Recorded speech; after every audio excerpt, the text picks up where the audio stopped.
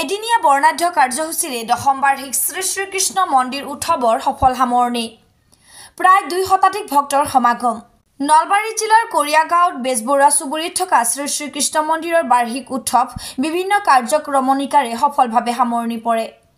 1985 চনতে স্থাপিত হোৱা ঐতিহ্যমণ্ডিত শ্ৰী শ্ৰীকৃষ্ণ মন্দিৰৰ প্ৰতিষ্ঠা দিৱসৰ লগত সংগতি ৰাখি অইনবেলিৰ দৰে এই বেলিও 24 জানুৱাৰীত ৰাতিপুৱা পৰিৱেশ নিকাকৰণৰ পিছতে বন্তি প্ৰজ্বলনেৰে আৰম্ভ কৰা হয়। বন্তি প্ৰজ্বলন কৰে অনিল পাটোৱাৰীয়ে। 7:30 ধৰ্মধ্বজা উত্তোলন কৰে গজেন্দ্ৰ নাথ চিলে। 8 বজাত গছপুলি ৰোপণ কাৰ্যসূচী ৰূপায়ণ কৰে ললিত চন্দ্ৰ দাস আৰু নভাৰুণ মেধিয়ে। 9 বজাত তপধ্বনি প্ৰদৰ্শন। 9:30 ভাগৱত শোভাযাত্ৰা অনুষ্ঠিত হয়। ভাগৱত বাহক প্ৰদীপ বেজবৰুৱা আৰু বৰক দীনেশ বেজবৰুৱা। 11 বজাত ভাগৱত পাঠ আৰম্ভ হয়। পাঠ কৰে সুৰেন দাস, ধীৰেন পাটোৱাৰী, শৰৎ চন্দ্ৰ শীল আৰু ৰজনী বেজবৰুৱাই। 12 বজাত আয়তীৰ নাম প্ৰসংগ। 4:30 মন্দিৰ প্ৰতিষ্ঠা কাণ্ডাৰীসকলৰ স্মৃতিত সমূহীয়া বন্তি প্ৰজ্বলন কৰা হয়। 5 বজাত আৰম্ভ হয় বিচিত্ৰানুষ্ঠান। পৰিচালনা কৰে দীপেন কলিতা আৰু মৃদুল বেজবৰুৱাই। সন্ধিয়া 6:30 ৰূপম ডেকাৰ নাগাৰা নামৰ প্ৰদৰ্শন কৰা হয়। 9:30 একক আধুনিক নৃত্য প্ৰতিযোগিতা অনুষ্ঠিত হয়। উদ্বোধন কৰে ববিতা বৰুৱাই। বিচাৰক হিচাপে থাকে গুৰুকুল PK.comৰ মুখ্য প্ৰশিক্ষক বিনীতা ৰাভা আৰু কংকনা বেজবৰুৱা। এনেদৰে বিভিন্ন অনুষ্ঠানেৰে জীপাল হৈ উঠে আৰু সফলভাৱে সামৰণি পৰে দশম বাৰ্ষিক উৎসৱ ভাগি।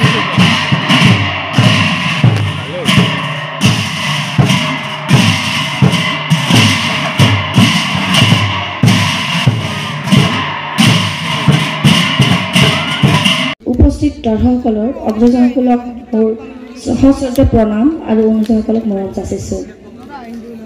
আৰু এই ইমান সুন্দৰ এটি অনুষ্ঠানত আজি মোক ইয়াত আমন্ত্ৰণ কৰাৰ বাবে এই অনুষ্ঠানৰ সমূহ কৰ্মকৰ্তাক মোৰ ফালৰ পৰা ধন্যবাদ জ্ঞাপন কৰিছোঁ।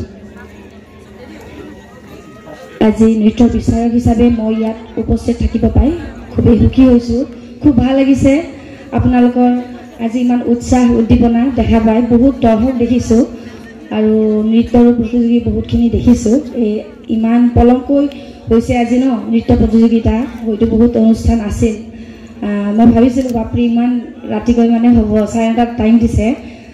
তো তথাপিতো বহুতখিনি মানুহ পাইছোঁ। ভাল লাগিছে আপোনালোকৰ উৎসাহ উদ্দীপনা আৰু এই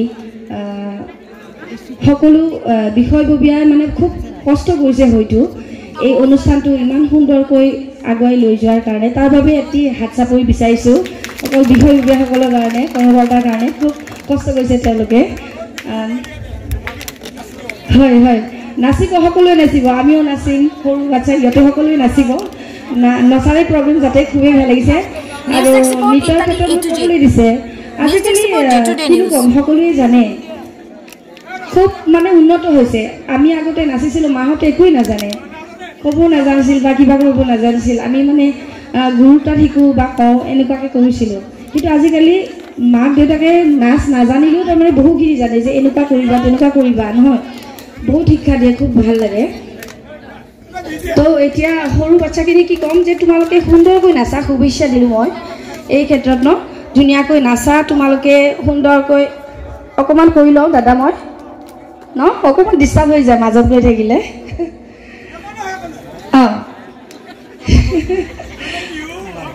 একদম ফূৰ্তি কৰিব লাগে এনেকৈ। হয় হয় হয় হয় দিয়ক। তো তোমালোকক কৈছোঁ মাইনাহঁত খুব সুন্দৰকৈ নাচা।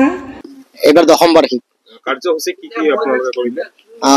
ৰাতিপুৱা আমাৰ পতাকা উত্তোলন, তাৰপিছত বন্তি প্ৰজ্বলন, তাৰপিছত আমি বৃক্ষৰোপণ কৰিলোঁ, তাৰপিছত আমি ভাগৱত শোভাযাত্ৰা কৰিলোঁ।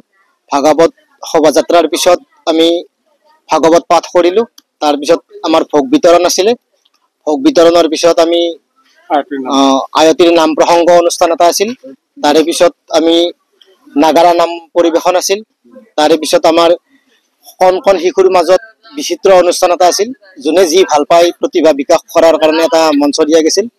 তাৰে পিছত আমি একক নৃত্য প্ৰতিযোগিতা এখন পাতিছিলোঁ। ইয়াতো ভালেখিনি সংখ্যক প্ৰতিযোগী আমাক সঁহাৰি দিছে। হয়, আমাৰ এই কৰিয়াগাঁৱৰ বেজবৰুৱা চুবুৰীত এই মন্দিৰটো স্থাপন হৈছিল 1985 খ্ৰীষ্টাব্দতে। চুবুৰীৰ কেইজনমান গণ্যমান্য ব্যক্তিৰ আপ্ৰাণ প্ৰচেষ্টাৰ ফলত আমাৰ এই মন্দিৰটো প্ৰাণ পাই উঠিছিল আৰু সেই মন্দিৰ প্ৰতিষ্ঠাৰ লগত সংগতি ৰাখি আমাৰ এই শ্ৰী শ্ৰী কৃষ্ণ মন্দিৰৰ বাৰ্ষিক উৎসৱটি আমি উদযাপন কৰিবলৈ প্ৰয়াস কৰি আহিছোঁ। আজি আহি আমি 10 বছৰত উপনীত হৈছোহি আৰু আজিৰ এই অনুষ্ঠানটিত আমি বিভিন্ন ধৰণৰ কাৰ্যসূচী ইয়াত সন্নিৱিষ্ট কৰিছোঁ। ইয়াৰ ভিতৰত আমি ৰাতিপুৱা ঠিক 6:30 বজাৰ লগে লগে আমি মন্দিৰৰ পতাকা উত্তোলন কৰিছোঁ। তাৰ পৰৱৰ্তী সময়ত আমি বৃক্ষৰোপণ কাৰ্যসূচী আমি হাতত লৈছিলোঁ। ঠিক তেনেদৰে আমি আহি আমাৰ চুবুৰীৰে জ্যেষ্ঠ নাগৰিক মাননীয় শ্ৰীযুত প্ৰদীপ বেজবৰুৱাক ভাগৱত বাহক হিচাপে লৈ আমি ভাগৱত গোটেই চুবুৰীটোত আমি শোভাযাত্ৰা কৰিছোঁ। ঠিক তেনেকৈ আমি দুপৰীয়াৰ ভাগত আমাৰ ইয়াত যিমানখিনি ধৰ্মপ্ৰাণ ৰাইজ সমবেত হৈছে আমি আটাইৰে বাবে সমূহীয়া ভোগৰ ব্যৱস্থা কৰিছিলোঁ। ঠিক তেনেকৈ আমি আহি আমি সন্ধিয়া আমি আমাৰ যিহেতুকে আমাৰ এই অঞ্চলটোত কণ শিশুসকল আছে, সেই শিশুসকলৰ উদ্দেশ্যে আমি এটা অনুষ্ঠান ৰাখিছিলোঁ। সেই অনুষ্ঠানটিক আমি নাম দিছিলোঁ বিচিত্ৰানুষ্ঠান নামেৰে। আৰু সেই বিচিত্ৰানুষ্ঠানটোৰ অৰ্থ হ'ল যি মানে কি আমাৰ শিশুসকলৰ মাজত যি সুপ্ত প্ৰতিভা লুকাই আছে সেই প্ৰতিভাক আমি বিকশিত কৰাৰ উদ্দেশ্যে অনুষ্ঠানটো হাতত ৰাখিছিলোঁ। বিচিত্ৰানুষ্ঠানত বিভিন্ন ধৰণৰ মানে অংগী ভংগীমাৰে তেওঁলোকে প্ৰদৰ্শন কৰিছে, যেনেকৈ ধৰক আপোনাৰ কবিতা পাঠ কৰিছে বা আপোনাৰ অসমীয়া গীত নাচ, ঠিক তেনেকৈ কৌতুক সাধুকথা আদি সকলোবোৰ হৈছে। গতিকে খুবেই এটা ভাল লগা অনুষ্ঠান হৈছে আমাৰ মাজত। ঠিক তেনেকৈ তাৰ পিছত আমি নাগাৰা নাম প্ৰদৰ্শন কৰিছিলোঁ। নাগাৰা নামৰ পাঠক হিচাপে আমি আমন্ত্ৰণ কৰি আনিছিলোঁ নলবাৰীৰে আমাৰ সহকৰ্মী মাননীয় শ্ৰীযুত ৰূপম ডেকাদেৱক। তেখেত এগৰাকী অতিকৈ মানে ভাল পাঠক হিচাপে আমাক ৰাইজে স্বীকৃতি দিছে। গতিকে আমি তেখেতক ইয়াত নাগাৰা নাম প্ৰদৰ্শন কৰিবলৈ মাতি আনি আমি খুবেই সুখী। আৰু তাৰ পিছত আমি আমাৰ একক আধুনিক নৃত্য প্ৰতিযোগিতাত আমি মানে ইয়াত ৰাখিছিলোঁ আৰু সেই একক আধুনিক নৃত্যত প্ৰায় 35 গৰাকী আমাৰ প্ৰতিযোগীয়ে অংশগ্ৰহণ কৰিছে। ঠিক তেনেকৈ আমি এই অনুষ্ঠানটোৰ সদয়ত সামৰণি মাৰো। ধন্যবাদ।